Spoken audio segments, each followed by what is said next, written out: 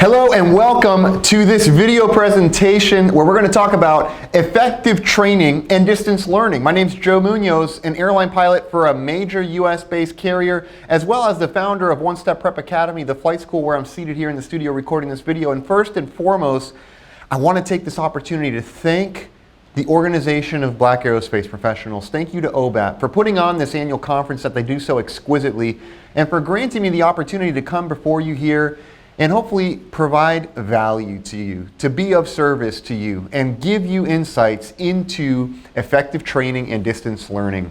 You know, for the last 10 years, I have been delivering professional instruction to flight crews on the 737 and the A320. And I can tell you, I always strive and aim to deliver instruction from the heart, to equip my students to deal with anything and always do it with ease. And I can tell you that things are truly beginning to shift in a direction where we're going to see a lot more distance learning, a lot more CBT, a lot more introduction of video into classrooms, and more of what you're seeing here. Me talking to a camera to you, which is, you know, a little unconventional compared to maybe what we're used to traditionally in this line of work, in this industry, right? Typically, it's very much a person-to-person interaction in a classroom, which, by the way, I am very much a fan of. And of course, recent events have moved us more in the direction of these virtual events, these virtual meetings. And with that comes its own set of challenges, and also with that comes its own set of pros that we can very much leverage and ultimately equip more people on a larger scale. And that's really what I want to talk about with you here: effective training principles, concepts, and distance learning,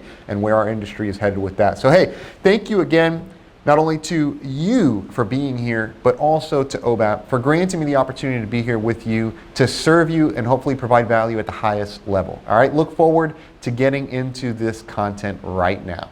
So the first thing I'd love to get started with is really instruction in general. You know, instruction in general is all about conveying a message, communicating a message to an audience. And really, to do so, you don't necessarily need to be just a communicator, but really a connective communicator. You need to know how to connect. And really, there's no better way of connecting with someone other than being right there in person with them. And I can tell you, if we were doing this live in person right now and I was right in front of you, I'd be looking you right in your eyes, and of course, hopefully you get the same sense as I look through the camera lens. And really, that's about as good as we have in this distance, this new element of distance learning and all these Zoom meetings and virtual conferences and what have you, right?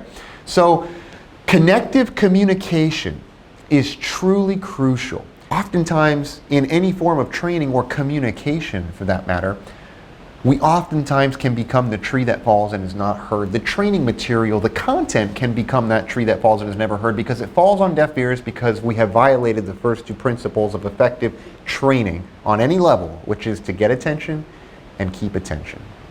You know, here at the Academy, One Step Prep Academy, we've trademarked actually AX3 instruction, which is centered around three focal points of training, which we'll talk about: attention, awareness, and accountability. Attention being number one. We've got to have your attention. And of course, in this new realm of distance learning, of me coming to you via video instead of being in person in a classroom environment, one of the things we have to ensure in our communications and be more sensitive to is how are we connecting with you, the audience? How is the training material connecting with you, the audience? And ultimately, are we serving the greater good of our colleagues, our professional aviators and flight crew, by equipping you with the knowledge and the training needed to go out into any circumstance and be able to handle it effectively?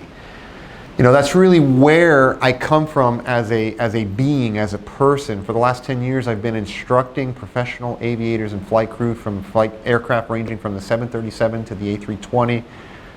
And it's really just been instruction delivered from the heart with the intent to equip and to serve my student body and audience, much like you here, with delivering the highest value possible. And hopefully you walking out of here thinking, wow, that was refreshing, that was great, and I got a lot of value out of it. I'm glad I devoted my time to that. That's ultimately what we're looking for from really any training program. You know, one of the challenges of this type of distance learning has been the fact that it's a little more difficult to connect, right? Because, well, you're not here and I'm not necessarily there in person, and usually it's a lot easier when we're in person together.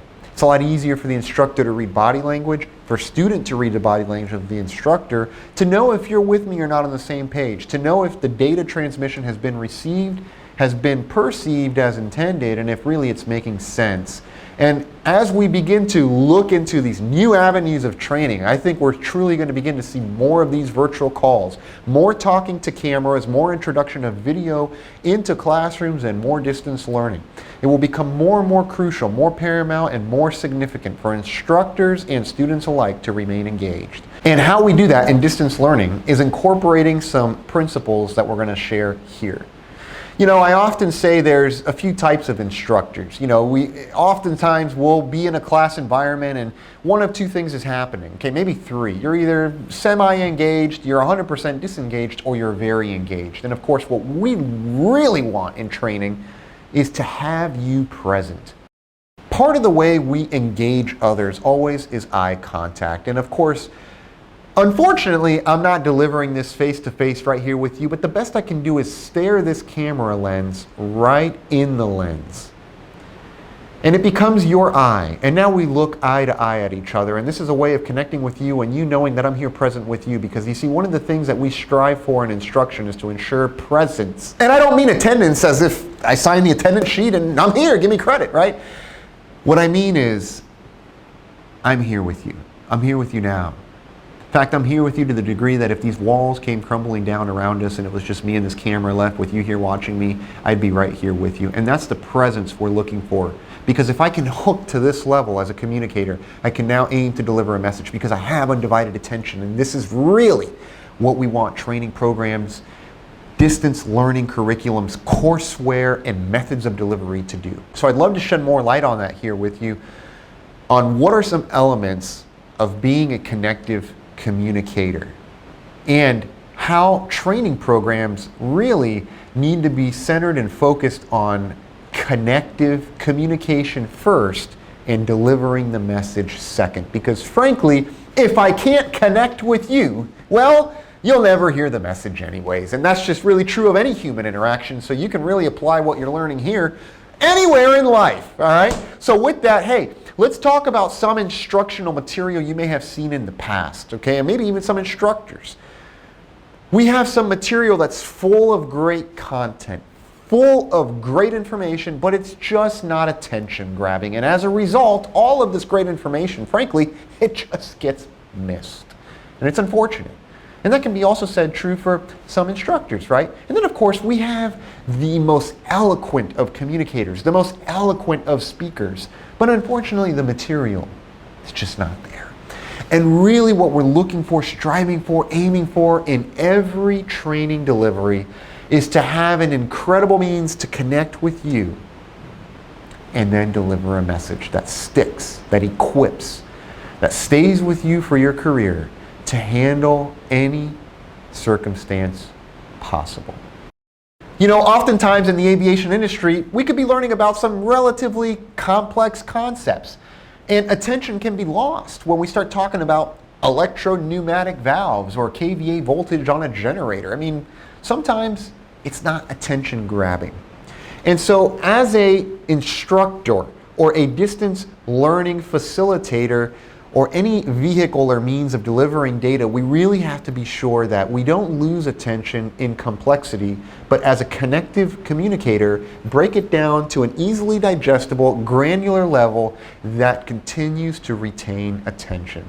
Remember, I have to have that attention, I have to keep it before I can deliver the message, and too often we try to skip 2 and go to 3, and of course 3 is never a success because you're never listening anyways, right? So, you know, an effective training environment, I truly believe, is one where the student is not apprehensive of engagement for fear of failure. Let me say that again. The student is not apprehensive of engagement, of responding, of being asked a question and giving an answer. How many times have you been in class and teacher asks a question and everybody, oh, they don't want to say it because I don't want to be wrong. Unless I know the answer to be true for sure, I am 100% certain of my answer. This is you. I know the answer, call on me, right? But if you don't, you're kind of like this. And what we don't want, and what certainly does not lend itself to effective communication, is creating an environment, a culture, where the student body feels unsafe or unsure of wanting to respond because of fear of being wrong and what might happen next, how they look, or what could happen next. And so I really make it a point in all training events to ensure the student understands, hey, I am here to help and to serve you. The material is here ultimately to be of service to you. And by the way, I encourage your engagement, and even if you are unsure, I still encourage it, because we are in a contained environment.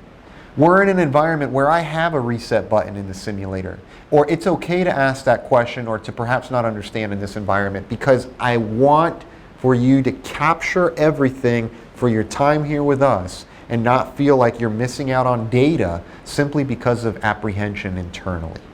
You know, oftentimes messages are not delivered because we're simply not in a frame to be a student. We're not in a frame of mind specifically to be a student. And so a lot of times what I like to do as an instructor, and really in all distance learning, is to ensure that we place our audience in an appropriate frame of mind to be a receiver. And this is true of instructors as well. I always say, you know, the best instructor is the best student, the one that is accepting of learning new things, and that we don't shut out or turn away from training simply from the thought of, I'm a long-time seasoned aviator, no longer a greenhorn, and you know what, I really know all this, what seems to appear to be basic stuff. One of the recent training events that I think was so desperately needed and by many very well received and others not was extended envelope training, or upset prevention and recovery training. You know, a lot of professional aviators say, hey, I know how to recover from a stall. In fact, I've done that in private pilot school, and of course my rebuttal to that is, you're right. And frankly, that's probably the last time you ever recovered from a true stall, because up until this point, we were never training stalls in sims, only approach to stalls, and there's a significant difference, folks. There's a significant difference. And not only that, understanding aerodynamics of swept wing jets, understanding what it means to have yaw roll coupling, Dutch roll, and what it means to have a yaw surface, rudder, overcome a predominant roll surface like an aileron. These are all things that were initially not received well by some, and later throughout the training, eye-opening for many. So putting the student, put yourself in the frame of mind to be a receiver. Hey, I know that I may not know what I don't know. And that's a great place to be when you are willing to learn, you're willing to grow, willing to expand, and really open to input. And so I would love really to see that effective training and distance learning programs begin with placing the receiver in a frame of mind to be a receiver. You know, one of the things I share with instructors always when I'm doing a train the trainer event is that entertainment and education, if combined, are extraordinarily effective. Why? Because, well, frankly, let's take a look. Entertainment, top 100 plays of the season. This is American football, 6.5 million views, compared with The Science of Healthy Eating. Just a mere 31,000 views, folks. Well, why the difference? Why? Entertainment captures attention. We're seeing it here visually, figuratively, with the numbers, pictorially, however you want to call it. We're seeing it here, folks, and I can tell you, entertainment seems to be that hook to grab attention, and if introduced into the playing field of education, this is where we can truly begin to make a difference and how effective our instruction is. It's how I deliver all my instruction, and frankly, how we deliver all of our courseware. And it's truly what I believe to be an anchor, a cornerstone, a pinnacle, if you will, in being able to deliver effective instruction. You know, entertainment it's effortless, it's fun, and sometimes education is work. And of course, oftentimes we have uphill desires and aspirations with maybe some downhill habits. And you know, the only way to climb a mountain is really 1 foot at a time, or perhaps 1 step at a time, 1 step perhaps. You know, so it goes without saying that we want to encompass the elements of fun, light, and insouciant environments. That means light, friendly, into our training environments, into our distance learning vehicles and programs, to ensure that we continue to not be that tree that falls and is not heard. From the standpoint of being the receiver, you know, if this was a live presentation right now, I would say, please, keep your cameras on. If you weren't watching me on video and we were doing a live call right now, keep your cameras on. Why? Because I need a connected feedback loop Why? Because I got to see your body language. I have to see if you're with me or you're not with me. Maybe I'm talking and I'm talking things that you have no idea, and I have to be able to realize that I'm doing a poor job and own that as a communicator, take responsibility for that. I'm doing a poor job communicating. And so there's a little rule of thumb, and we'd like to refer to it as 738-55, which really suggests that 7% of what you say, 38% of how you say it, and 55% body language, this is 100% total. This is the elements that comprise dialogue, communication.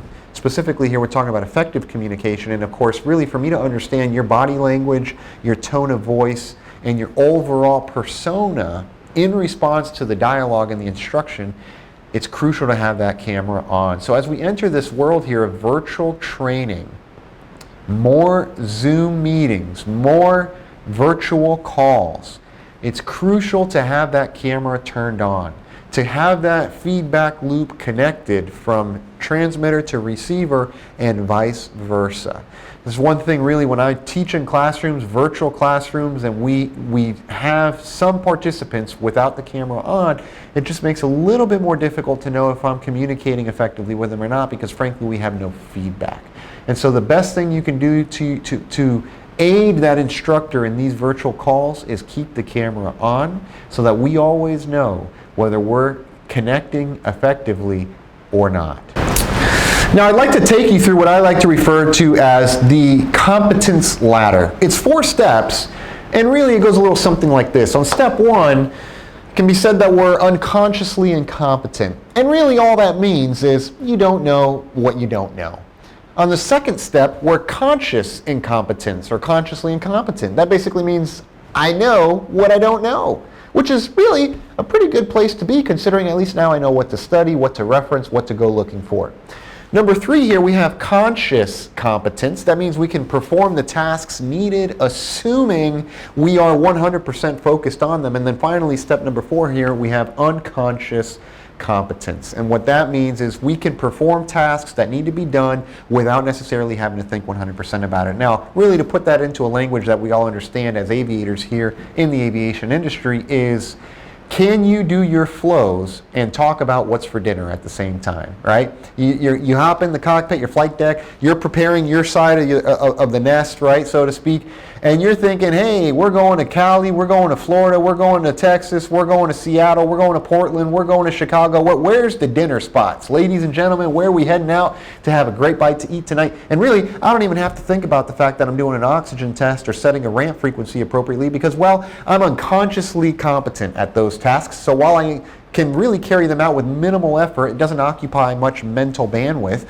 I'm actually able to continue carrying out other tasks, including speak with other crew members, right? And in a training environment, we really want to emphasize how we can begin to train things to levels of conscious competence or unconscious competence purely through repetition.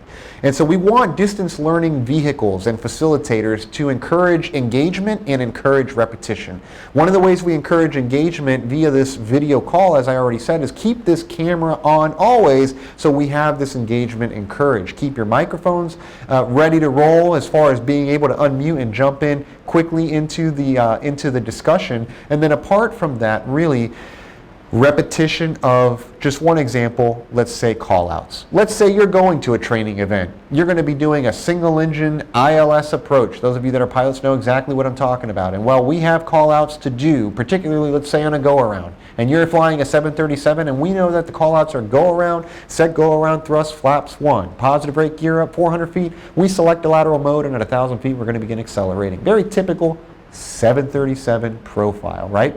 Well, sometimes you get to minimums, you're ready to do the go-around, and what we find is your call-outs, they don't come out. What happened? They sounded so good at home. They sounded so good in the hotel. They sounded so good in the training room or in the briefing room. You were saying them so beautifully. You get into the sim, time to perform. It's showtime, baby. Here we are, and all of a sudden these call-outs are gone. What happened to them? Here comes that go-around minimums. You hit that toga button, poof! And you get so focused doing what? You're flying the plane now. You're distracted. You see, because your call-outs were being verbalized on a level of conscious competence. You were competent if you were consciously thinking them, except for now you have to consciously fly the plane and keep that blue side up. So we like to train things through repetition encouraged by engagement to a level of unconscious competence where I can literally unconsciously recite callouts whilst I consciously fly the aircraft. And this is a concept that we can bring into training centers, we can bring into effective distance learning modules where we introduce the fact that there even is these levels of learning and how we can begin to elevate you up this ladder where ultimately you're operating on a high level, which is number 4 of unconscious competence. You know, there's no better way to connect with someone other than by putting another someone in front of them. And I'm talking about distance learning presentations, not so much by way of narrated, monotone voiceover, perhaps PowerPoint presentations, but really a person. Someone like me, someone like you, someone highly energized, highly attention-grabbing, and frankly somebody that is another somebody to talk with you. A human being that wants to know there's somebody here that cares for you and that wants to equip you with the training you need.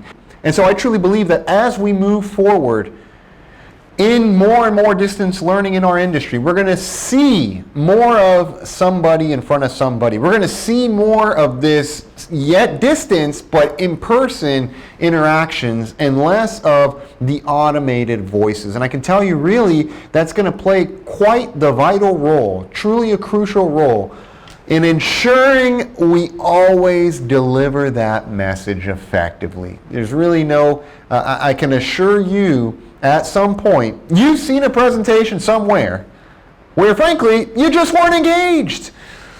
Perhaps the material is great, except for the fact that instead of a training aid, it was a sleeping aid. And that's what we don't want. We really want to have the training aid be the training aid by first being an attention aid, attention grabbing and retaining aid, and later on a deliverer of that message. So I would tell you, begin to look for a lot more of this engagement with personnel in the future. Despite the fact that it may or may not be as what you're used to historically in a classroom, it will very likely still be with somebody like myself or some other instructor delivering to you here.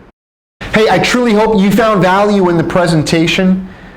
And I just want to thank you again from the heart. And you know, for those of you taking notes, some of the key principal takeaways to get from this video presentation is that when we are delivering engagement from the heart, folks, there's some universal truths that can't be ignored. One of which is that you and I, human beings, we're social beings. And before we communicate to each other, we want to connect. Connective communication is the way to communicate effectively, folks. And it starts with capturing that attention, retaining it before we try to deliver the message. And this is even true for distance learning programs that have great content, but rather than being a training aid, turn sleeping aid because there's not attention grabbing principles. And so we really want to focus on how do we capture this attention by ensuring that the receiving party, in this case you, is always very mindful that the person delivering is doing so from the heart with your best interest of mind. They're a person that you can trust, and they're a person that genuinely cares for you. And from there, moving into delivering this communication, moving into delivering this data, this message that even a distance learning program can do when you truly feel that it is here to equip you at the highest levels. My name's Joe Munoz, a professional airline pilot, the founder of the Flight Academy One Step Prep and of the AX3 instruction system. I truly hope at some point we cross paths in our careers, that we can meet perhaps in Miami or really anywhere, and that I can serve you at the highest level. And on that note, thank you to the Organization of Black Aerospace Professionals, to OBAP, for putting on this incredible conference, this virtual summit, and granting the opportunity for me to come before you and deliver this content for you. Thank you, and I truly hope to meet you someday.